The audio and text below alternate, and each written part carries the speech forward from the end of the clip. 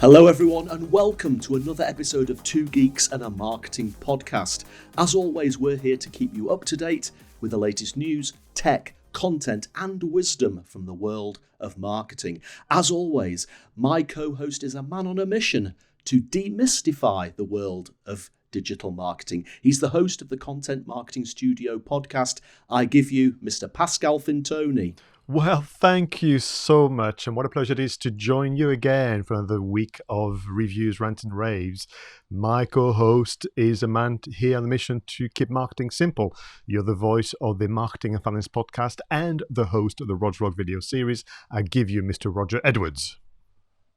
Pascal, thank you so much. It's so good to be back with you again. And here we are with episode number 12. And I think that we should head straight into the first section, which of course is in the news. And we begin with Facebook introducing limits to the number of adverts a business page can run at any one time. But if you like advertising, don't you worry. The lowest limit is 250 adverts at the same time. TikTok is still facing pressure to sell its American operations by the 12th of November. Undeterred, the platform has increased its marketing in the US with help of VaynerMedia, the agency headed by Gary Vaynerchuk. Well, in its Premier League campaign, Budweiser is launching its first ever alcohol-free drink called Budweiser Zero, joining the likes of Heineken, 0.0 and Athletic Brewing. Domino's, as in the pizza, is creating 6,000 new roles ahead of the crucial Christmas trading period. The pizza company is hiring 5,000 new employees as well as 1,000 placements under the government's Kickstart scheme to help young people get jobs after COVID-19. And Vodafone is planning to paint London red. Listen to this, Roger. When a branded bus approaches a scheduled stop, digital road sign panels will turn red, displaying Vodafone advertising. This is to be done across screens around 200 meters radius. That sounds a bit scary, actually. Spotify is adding to its podcast executive arsenal. The company has tapped John Chi to serve in a newly created role, Global Head of Podcast Business Affairs. Gosh, that's a bit of a mouthful, isn't it?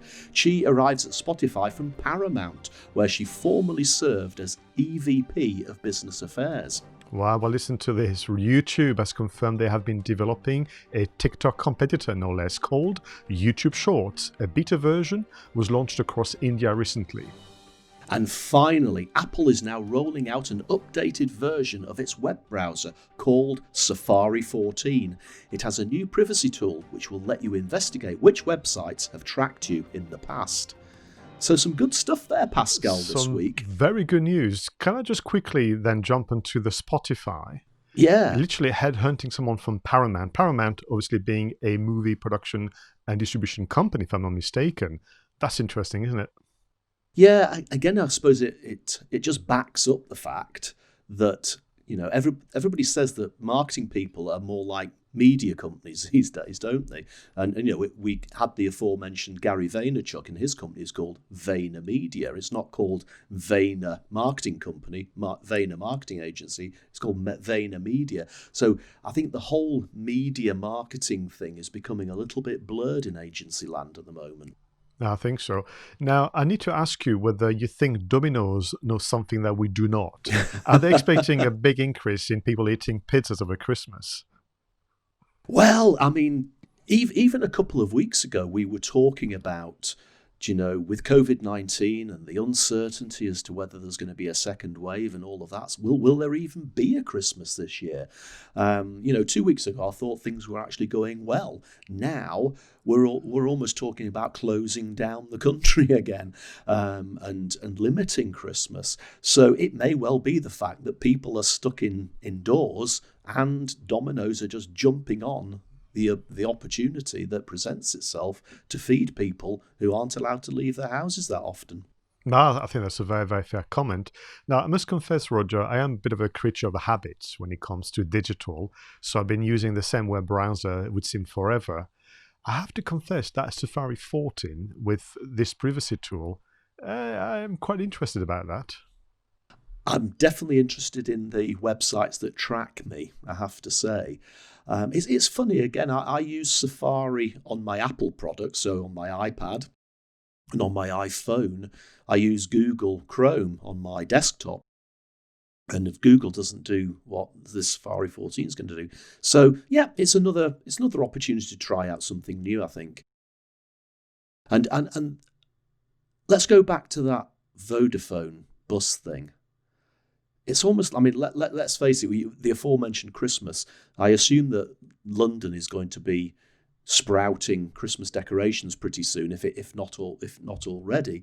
You know, the lights down Oxford Street and all of that sort of thing. And now we've got this Vodafone, quite interesting idea. So they've got a branded bus, and it's almost like a great big pinball table, isn't it? When the bus or the ball gets to a certain part, all these lights will go up as it approaches. Now, on the one hand, it's actually quite innovative. On the other hand, I can think it's going to be something that could be quite annoying.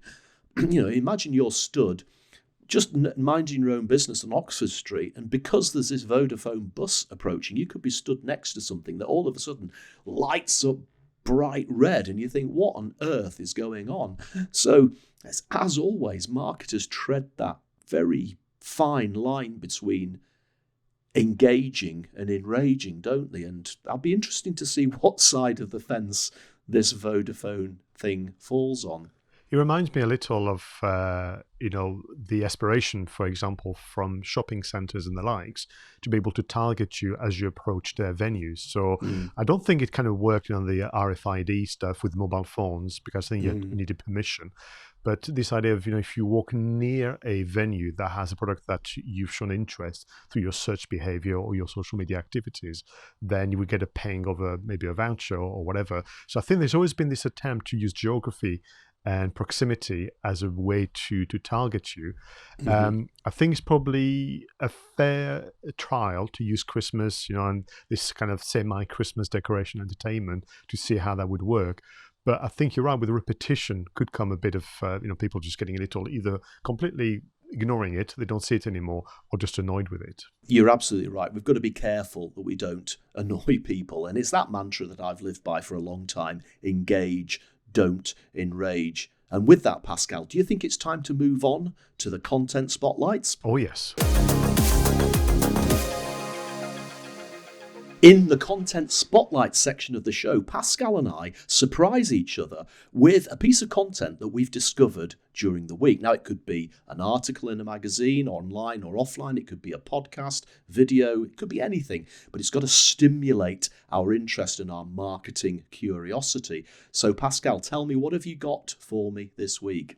So for you, Roger, this week, I've got something which is like half an announcement and half an analysis, a written piece of content. The author is Andrew Hutchinson, who works for Social Media Today. So one of the reasons actually I chose this article, Roger, is to find a way through the medium of this podcast to say thank you to Andrew for many, many years of content creation and news alerts to keep me and many of my colleagues informed by the wonders of social media. So Andrew Hutchinson at Social Media Today, thank you for all the amazing work. But this article, as I've said, half announcement, half analysis, has the title of Facebook launches Facebook Campus to facilitate connections amongst college students. So as you can see, it's not quite a title, it's more of a description of what's coming. But as you've heard a moment ago, a new product yet again from Facebook called Facebook Campus. And what is interesting about the article, it goes into analyzing the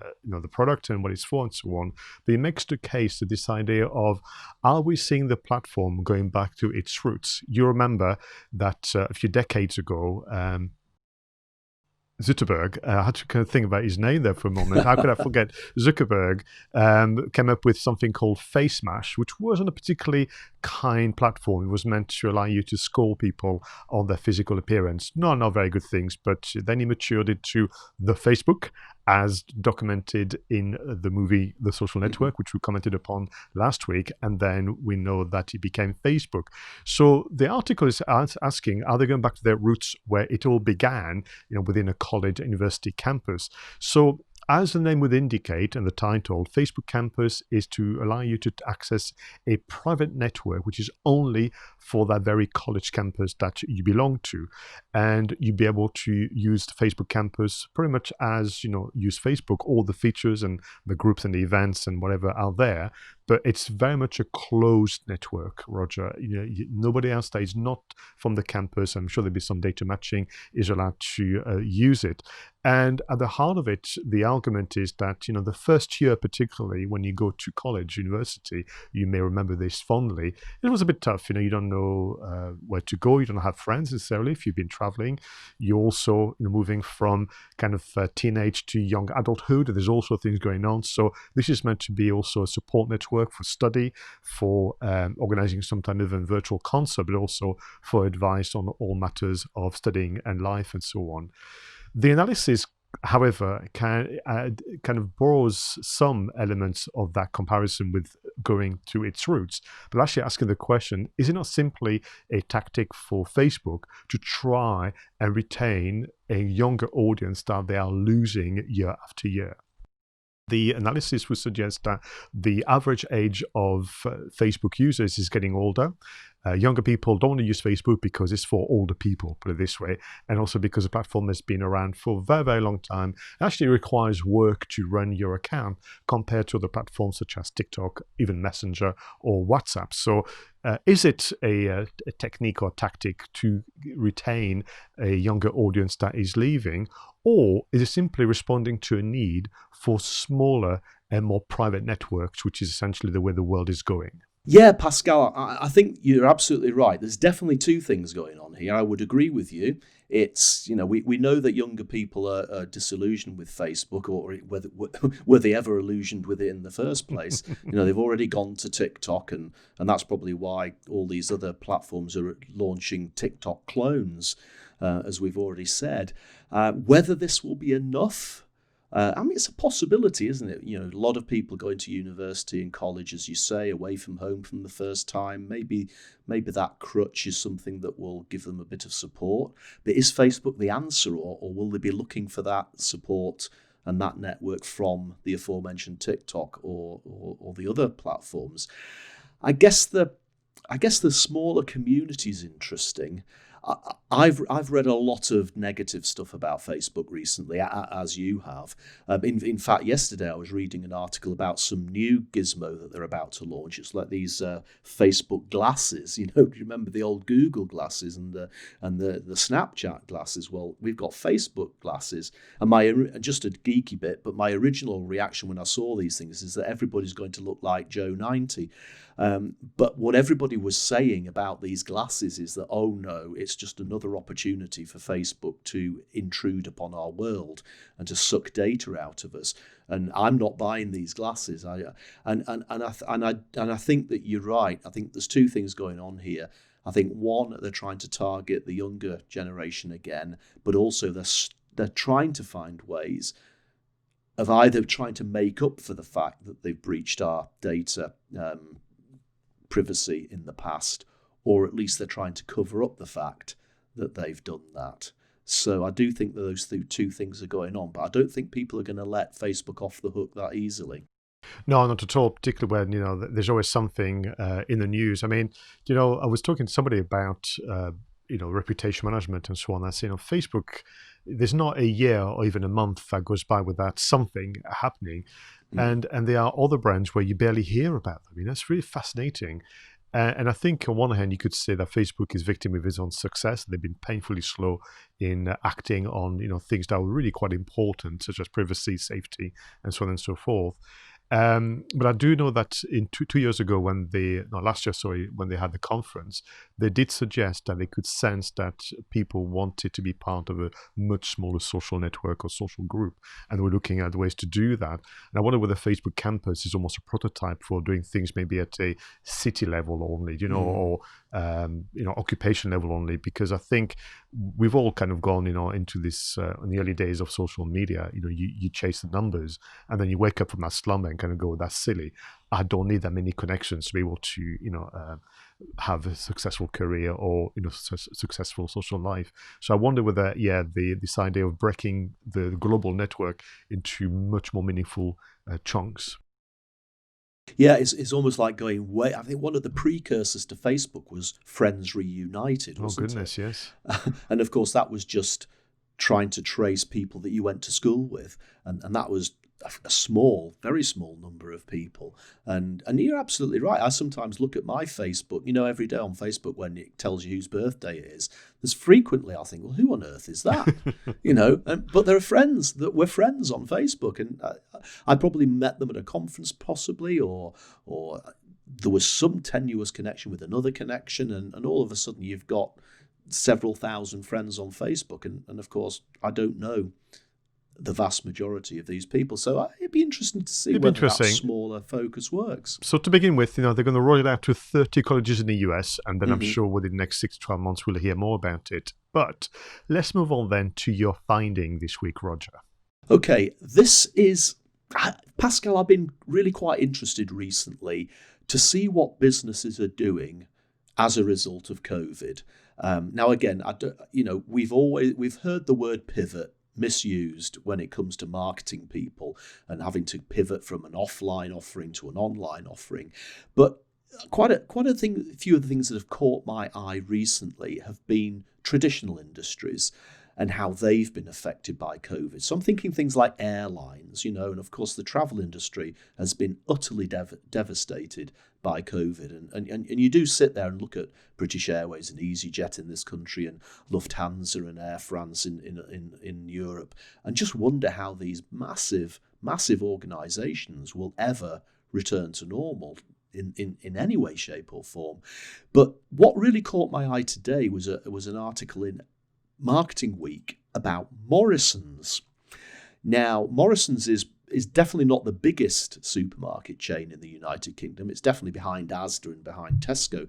But I've always had quite a soft spot for Morrisons. They used to have a fabulous sort of cheesy slogan maybe about a decade again, and it was Morrisons to shop at Morrisons, but they sang it in the Morrisons to shop at Morrisons, and it was a bit of a tongue twister, but it was a bit cheesy and it was a bit of a melodic jingle.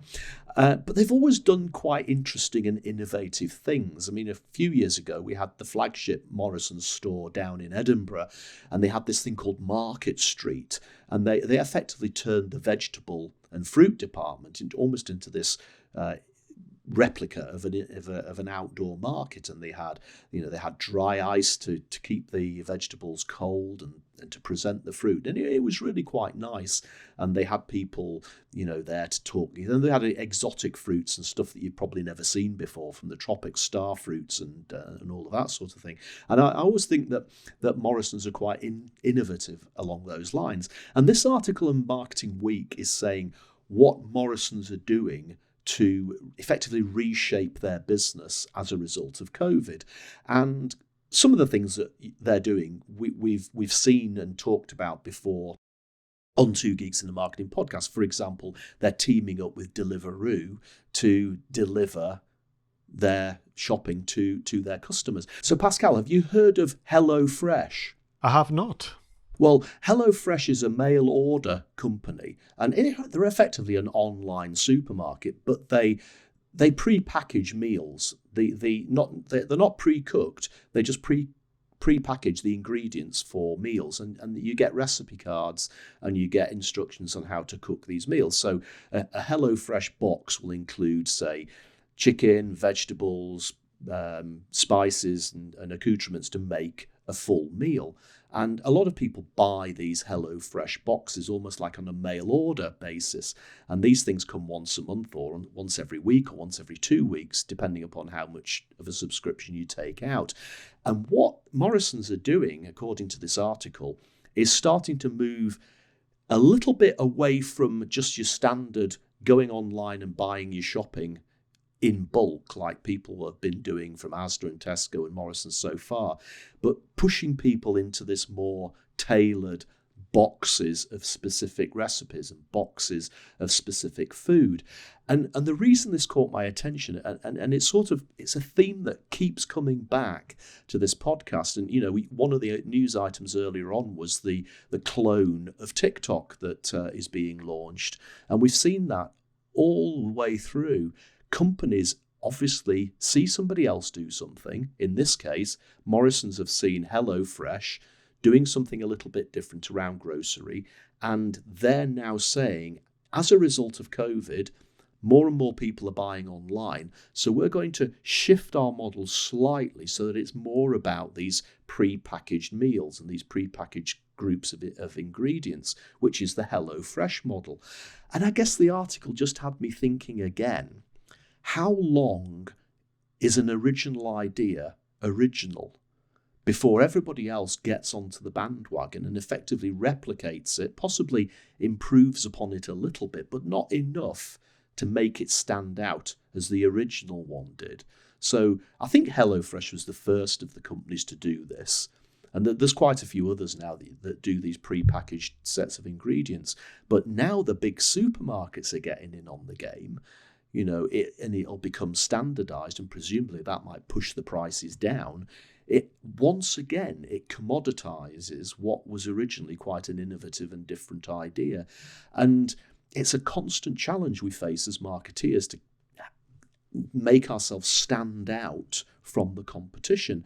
And it just seems to me that even though they're putting this forward as a reaction to COVID, what they're really doing is saying, we've spotted somebody else who's doing something a little bit interesting, maybe a little bit better than us. We'll get in there and just leapfrog them a little bit, and presumably then HelloFresh will do something to leapfrog them. And before you know it, we've commoditized it, and it's not fun, it's not interesting and not new anymore. And presumably somebody else will come up with something new and innovative.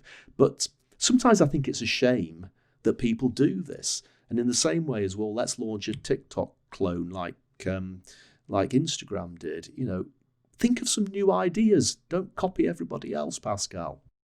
I have to join you in that way of thinking, because even as a customer, I get excited by novelty, and also this idea of, well, I know what Morrison stands for, and I know what kind of service they can provide me, and this is what they do very well. And you've got also specialists to do things very differently, like HelloFresh. And I think sometimes big organization, for sure, they have the resource, they have obviously the budget and the time to copy and emulate someone else's kind of efforts. But where I think they sometimes get it wrong is that they don't necessarily then have the culture and the enthusiasm and the passion that goes with it. So you're still going to have a Morrison's like version of HelloFresh, but they're not going to have the kind of energy and the kind of connection they have with their customers that this organization would have had, I would imagine, because again, the HelloFresh, I'd imagine, would be much, much smaller. For me, it's kind of smacks a bit of spoilers as well, spoiling the market where, you don't have to do everything all of the time. My views around, what Facebook can do sometimes, with their reels, with Instagram, YouTube doing YouTube shorts, to copy TikTok and so on. And you kind of go, I mean, literally, our TikTok make people so nervous that they have to copy them for fear of losing their audience. What I would say to the likes of Facebook, YouTube, or Morrison's, why don't you start by improving your services first before copying someone else's idea? But that would be obviously very unkind and very blunt. But, there are things that can be vastly improved by all those big brands before they kind of utilize some of their time, budget, and resources into something else. And I think I'd like to suggest to you that I get a sense that consumers in general welcome diversity. They welcome that novelty, and they do want to support smaller independent ventures. They may still do the regular shops to the big brands, but they want to also know that some of their money is helping somebody else. And it would be very interesting to see, for example, whether customers from HelloFresh kind of go, I'm sorry, Morrison's, you didn't do it, when you could have done it. You're now a bit late to the party. We stick with HelloFresh anyway. So is it mostly about those who don't know about the existence of HelloFresh and many others? I think you've nailed it there. And of course, Morrison's saying we're doing something online along the lines of HelloFresh as a result of COVID is a bigger headline grabber than we're focusing on improving our service. So again, sometimes the media is responsible for what we do. We want to try to go after the headlines rather than actually do what's right by our customers. Pascal, I think it's time to talk tech. So let's talk tech. Every week, Pascal and I look for one or two apps or gadgets or pieces of software that have caught our attention that can help us with our marketing efforts or our productivity. Pascal, hit me with what you've got this week. So, Roger, I'm going through a bit of a Google phase, after what I mentioned last week and so on. So I just want to complete that phase and almost get it out of my system. So have you come across Google Books? I have come across Google Books. Right. Now, you know that I'm a very, very big fan of curation and content citation.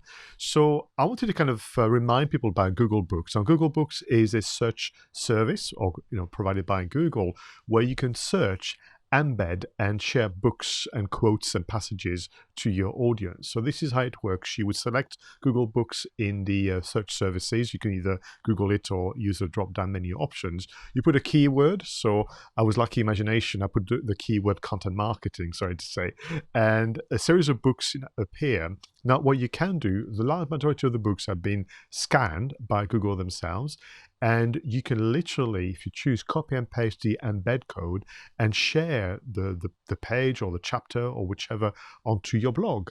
Write an article about the book you've read, or use the page that you're kind of sharing as a hook for your article, but essentially adding a bit more interest to maybe your blogging activities. You can, of course, share the link directly on social media and so on and so forth. So it's just a fun way to bring a bit of life maybe to I would say, your social media activities and your blogging activities. So go back to this one if you've not seen it before, because you might be very surprised by the sheer number of books that have been scanned by Google.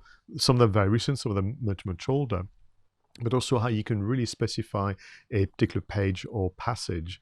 There is a close cousin to Google Books called Google Talk to Books, and this one is more about citations. So you can't do any form of embedding and anything else that you can do with Google Books. What you can do is find a sentence, maybe a paragraph that can help you maybe bring a presentation to life, or organize some quotes type content for your social media. So again, what you can do on this one, hence why it's called Google Talk to Books, you can use your mobile phone and use voice to either mention a few words or mention a phrase that you maybe remember from something that you've read, and then a whole list of citations and paragraphs would be featured together with a link to the books for you.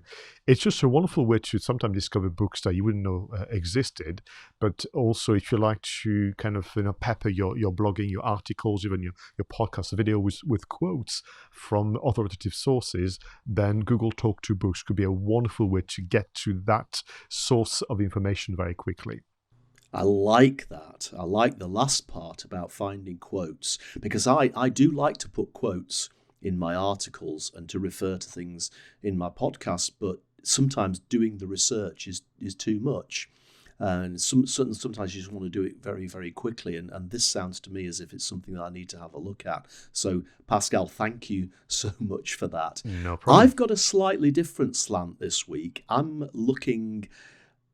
We talk about films, don't we, on this podcast a lot, and these are really to help you with your entertainment. And the first one is an app called Just Watch. It's the Just Watch app, and a shout out to our colleague Richard Tubb for pointing this one out to us. Now, I don't know about you, Pascal, but sometimes I'll get, like the other night, I said to my wife, "Oh, do you know what I fancy watching? I fancy watching The Usual Suspects." Now, it's a great film, but it's one that we've never bought on DVD, Blu-ray, or anything. So I thought, well, I wonder, is it on Netflix? Is it on Amazon Prime? Is it on iTunes? Is it on BBC iPlayer or anything like that? And it can be quite laborious, can't it? Just trawling through, trogging through Netflix, going through Amazon Prime, looking on all of the platforms. And sometimes it can take you a long time. And then when you do find it, you find out, oh, actually, it's not free. You've got to pay to either rent it at £5 an hour or buy it at $15.99 or whatever it is. This app, it's genius, absolute genius. So I open up the app, type in the usual suspects, and within a split second, it tells me where the usual suspects is available on all the different platforms like Netflix, all the different BBC iPlayer, Channel 4 player, and all of that, anywhere in the world, and if it's free and how much it costs. And as luck would have it, or as luck would not have it, as it turned out, Usual Suspects isn't available free anywhere. So I ended up renting it off iTunes for $3.49.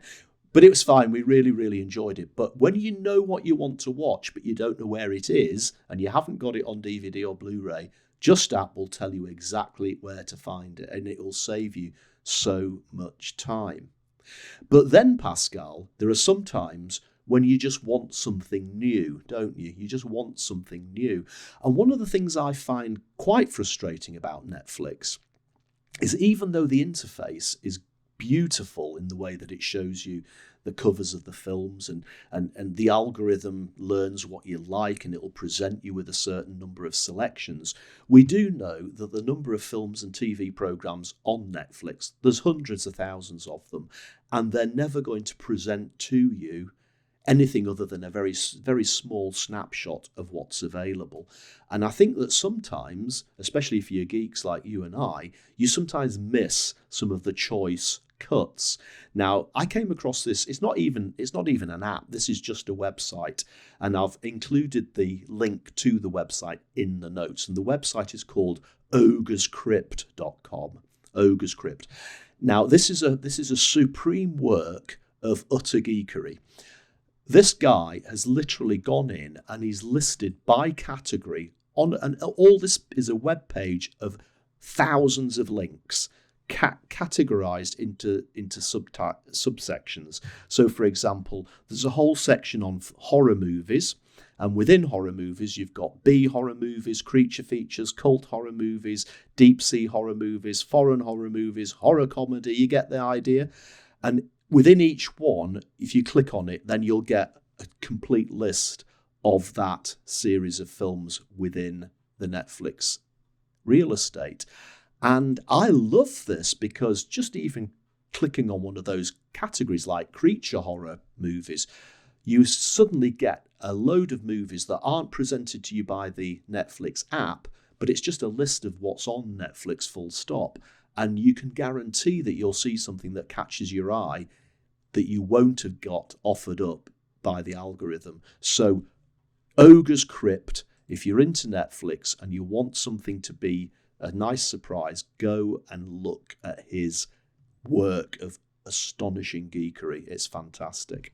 Do you know what's brilliant, by the way? Thanks for that, because I definitely use, just because of the name, I'll have to check out the website and the first app, Just Chat. But you and I obviously don't talk to each other. We don't share our kind of little ideas. We want to surprise each other. But we've both, once again, gone for very similar apps and solutions in terms of curation and citation without even talking to each other, which I think is absolutely remarkable. But I think you also, in both cases, from what my choices and yours, we are kind of looking into this idea of abundance of information and content. And how the solution has to be around getting to the content you need and want as fast as possible with the least amount of inconvenience as possible. And I think you're right, Netflix and Amazon Prime and all the others, they're now suffering from this abundance of content where sometimes, I would just because I'd have the time and the aspiration, would search for things for a long time and discover some very good films that are just buried in there somewhere in their database. Absolutely right. Absolutely right. Pascal, it is now time to fire up the flux capacitor to set the time circuits for the past and to go back to this week in history. Here we go, Pascal. In 1951, big crowds attend the final ceremonies which mark the official end of the Festival of Britain, a celebration of British advances in science, technology and the arts. In 1955, Hollywood actor James Dean is killed when his sports car is involved in a head-on collision with another vehicle. In 1959, the Soviet space probe Luna 2 crashes onto the surface of the Moon, becoming the first man-made object to reach the Moon, as well as the first man-made object to reach any celestial body. In 1968, the American hippie musical Hair opens in London, one day after the abolition of theatre censorship. In 1969, the Beatles released the Abbey Road album in the UK. 5 million copies were sold by the end of the year, and it was also the last album they ever recorded. Oh, right. In 1985, the International Cometary Explorer passes through the gas tail of Comet P. Jacobini-Zinner, the first ever man-made object to pass through the tail of a comet. That's interesting. 1988, IBM announces shipment of the 3 millionth PS2 personal computer, not to be confused with the PlayStation 2, of course. It introduced many standards in the PC market, including the VGA video display. Now, I didn't know this, Roger. Just to complete This Week in History, in 1994, Hot Java, a browser making use of Java technology, is demonstrated at Sun Microsystems. The idea was to transfer Sun's new programming platform for use on the internet. Hot Java would have limited functionality compared to other browsers, but was continued until 2011. Wasn't Java that piece of code that just used to mess everything up? I always used to remember. That's not my memory, but I know that it's been present and still is probably in so many online platforms for sure. And that's probably the reason the code is still there in quite a lot of these things. But I just have this vague memory of Java being responsible for crashing my computer loads of times. We are talking about quite a few years ago, the early days of computers. Completely. Here. I mean, how many times have I heard in my career, oh, it must be the JavaScript. That's why it's not working. Yes. But your comment about the IBM computer, personal computer, with introducing the VGA video. Oh, I remember how excited we all got in the late 80s when you could have more than 8 colors or 16 colors on your computer screen. VGA. I mean, literally, it's almost like, unless it's VGA, I'm not interested. What does VGA stand for? So video graphics, something else? Yeah. Okay. So a VGA display, what dimensions do you think that would have been? So it started to get to the bigger screen, but what was interesting at the time was the number of color choices. So it was 8, 16, 32, and then it moved very quickly to 256, and that changed two things. Obviously, the how pleasant the interface was for computing, for work and life, but also video games started to get very interesting then. Do you know, this is fascinating. This is fascinating that as marketeers, we've said this before on the show, we get seduced by the latest toys, don't we, Pascal? The new iPhone comes out or the new Android phone comes out and we just itching to get our hands on it, even though actually incrementally and technologically it's not that much more advanced than the last one. And the truth is that you could probably do without buying the next generation. You can probably wait for at least the next one beyond that, or even the next one beyond that.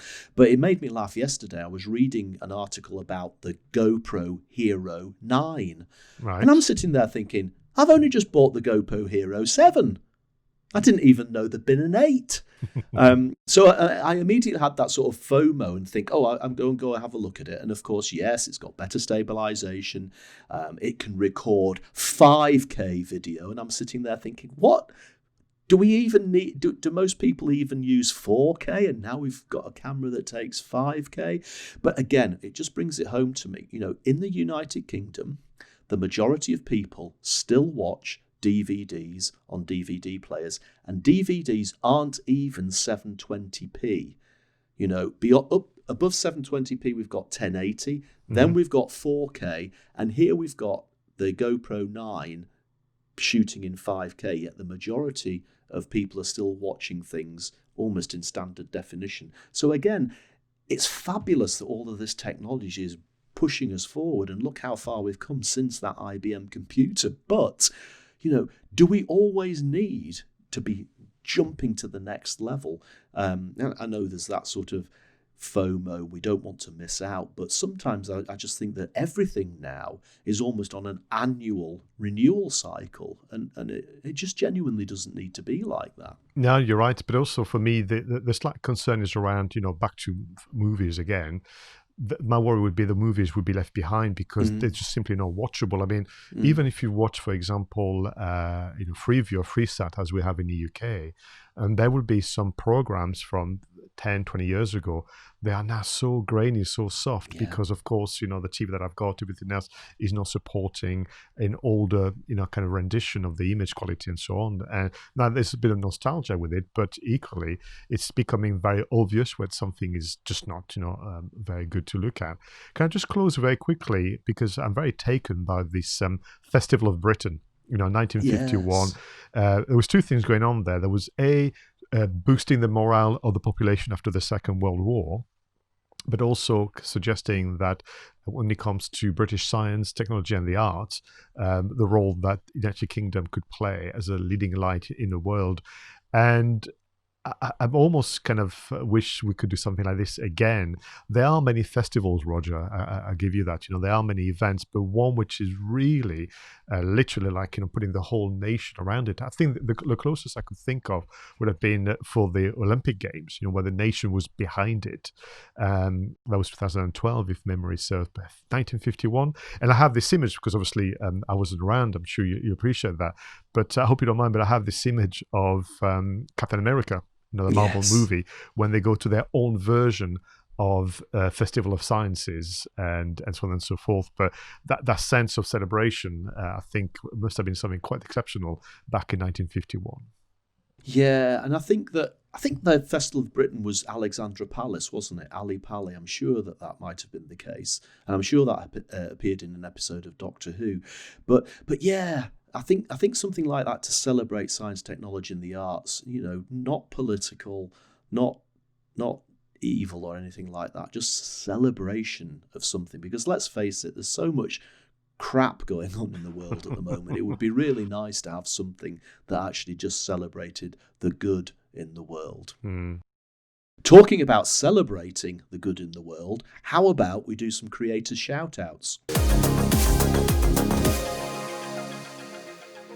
This is the section of the show where Pascal and I give a shout out to a creator. It could be a podcast they've put together, it could be an article, it could be a LinkedIn article, it could be a Facebook post, but it's somebody probably from within our network or slightly outside of our network, somebody who's put something together that we think really stands out from a content point of view. So Pascal, you're in the driving seat. All right, thank you very much, Roger. So today, I would like to celebrate the work of Ian Farrar. Now, Ian Farrar is a consultant specializing in sales and marketing with a twist. I would encourage you to check his website. His company is called Far North, but he also has a podcast show called the Industry Angel Business Podcast, the other way around. And the reason why I wanted to talk to you about Ian is that you could argue he was a late entrant into the world of podcasting. I mean, a few years back, but I wouldn't say that was necessarily his first choice. But the way in which he embraced the medium and the way in which he's actually created his own style is something that really is an example for many others to follow. What I like about Ian and his approach to podcasting, there's always a sense of a celebration, a sense of event and experience that he does with his audience. Now, not only does he do, obviously, podcasting as you would expect using digital, but he will or has done until more recently live with an audience. So he's also looking at the different ways of crafting, obviously the audio content. So yes, he'll be using Zoom calls such as this one. He's now become a regular user of live. Mm-hmm. So his production flow would be, he goes live, he promotes obviously the live session where we can ask questions and so on, and then he repurposed that, as you would imagine, into video content, podcast and so on. He will do solo shows as well, as you would imagine. He's done things like 12-hour marathons, would you believe? So yes. He was live, online, recording and interviewing guests for 12 hours to support his brand, but also to support charities. As I mentioned to you, what I want to do is he's done some live Q&A. So literally he would take his mobile recording kit and some of his colleagues and do a conversation with a guest, but there'll be an audience in a room that can ask questions. That opened some interesting doors for him, where he was also allowed to interview artists, including authors of books and so on and so forth. He's also moved away from just business talks, if you like. And when it comes to his podcast and the podcast guest, he does things very, very differently. So he's fast approaching now episode number 200, which is quite an achievement, as you can imagine.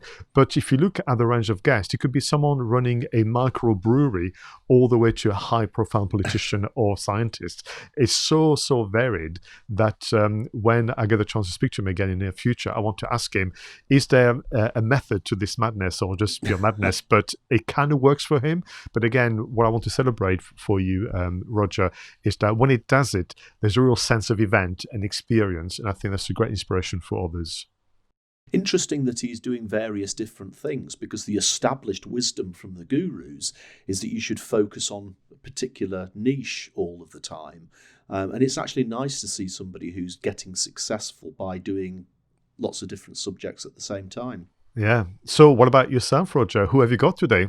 Okay, this is a little bit different, Pascal, and I'll preface this by saying, I constantly tell myself I shouldn't watch the news, I shouldn't read the news, and I shouldn't get involved in political debates. But, it's so hard, isn't it, in the 24/7 digital world we live in at the moment.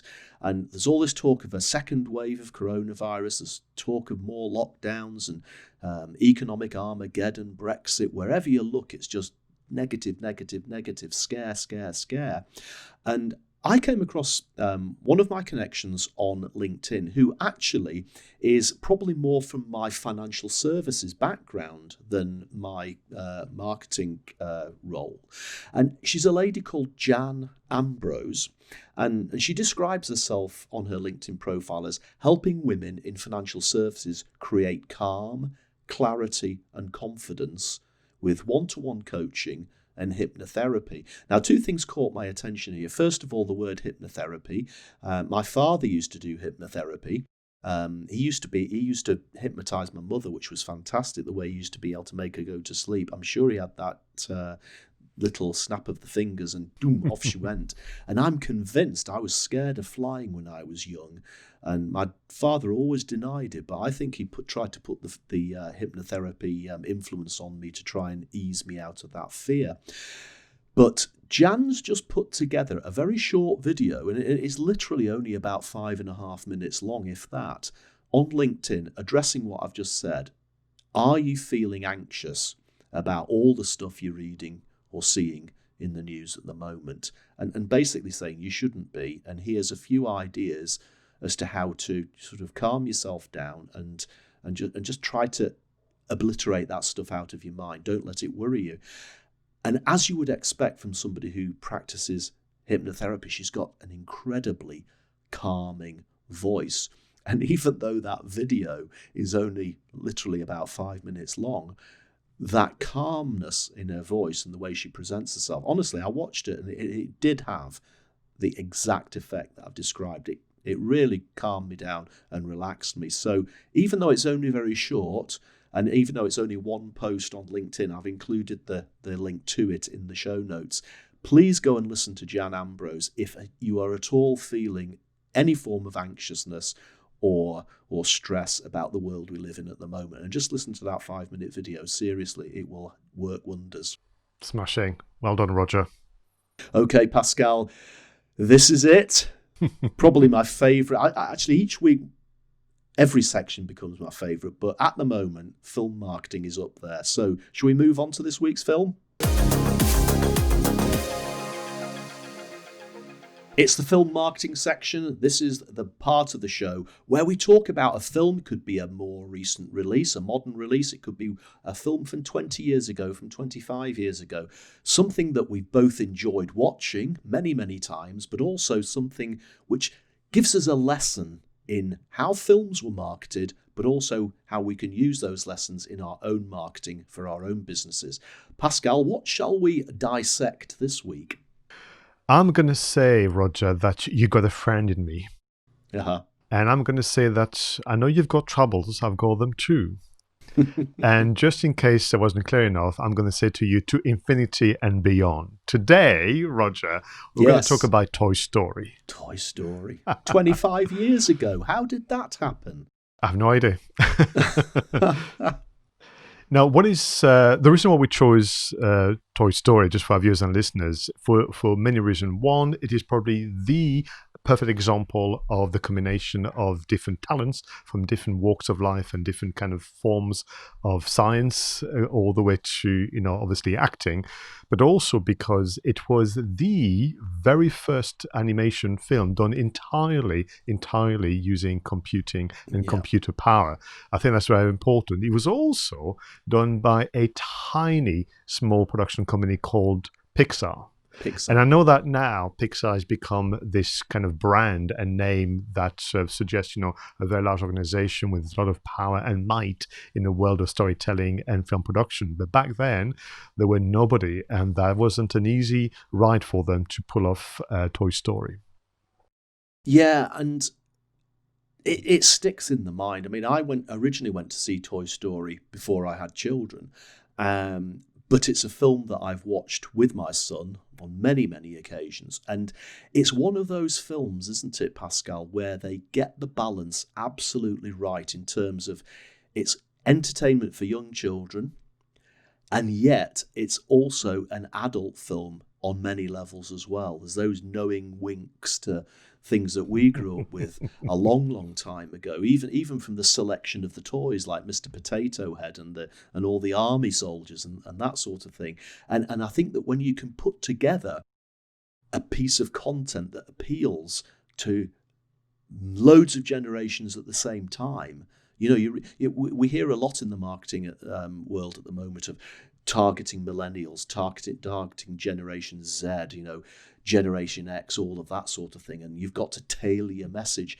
Here's a piece of content, a film that transcends generations. And no doubt, it will appeal to the next generation to come because it operates on all those levels. And that is a remarkable achievement, in my opinion. I think so. And I think in terms of the story, Toy Story 25 years ago, I suspect we're going to have some form of celebration with the release of new DVDs and so on and so forth. But it's also that universal story of the tension between old and new. Mm. So you had obviously Woody, but you also had Buzz Lightyear from Star Yes. Command presenting the future of toys, potentially, you could argue by extension, the future of technology, the future of, life at home and that kind of things. And you've got this constant tension, but also it's strangely, they were all very human, and we are, essentially exploring the flaws of Woody, wanted to obviously still be liked by all the other toys, but also importantly, be liked by, the boy who owned him and not being superseded by obviously Buzz Lightyear and the threat of, change. There was all stuff going on. But I think where, the movie worked really well is that actually, because of the wonderful acting by all concerned, not just Tom Hanks and Tim Allen, they were incredibly likable characters, all of them. Yes. But people don't know this. Disney got sight of the first script. Now, Disney is the distributor at the time of, Pixar working on Toy Story. And Disney wanted a movie that had more edge. They wanted the conflict between, Woody and Buzz Lightyear to be a bit more severe and dark and so on and so forth. And what is interesting is Pixar said, no. Sorry, you may be Disney and we may lose the biggest distribution company in the world, but we believe in the story.